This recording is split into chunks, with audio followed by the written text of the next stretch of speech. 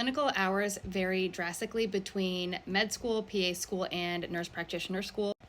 And I haven't been to nurse practitioner school, but my understanding is that for NPs, the majority of the hours that are required are between 500 and 750 hours of direct hands-on care.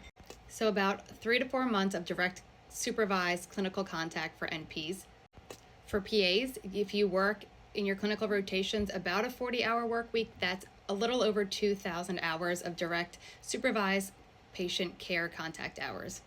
So just for medical school, there are 2 years of clinical rotations where you have patient care contact hours, and the average, I would say, work week is still kind of in that 80-hour a week average over 4 weeks for medical students. Now, there's certainly rotations where you are let out early as a student because it's not as busy or there aren't things going on.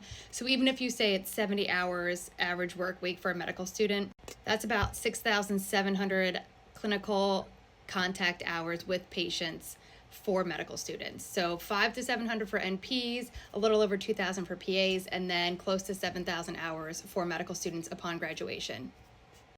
And then obviously the training continues for medical students. So they start their residency and fellowship, and again, 80-hour work week averaged over a 4-week period.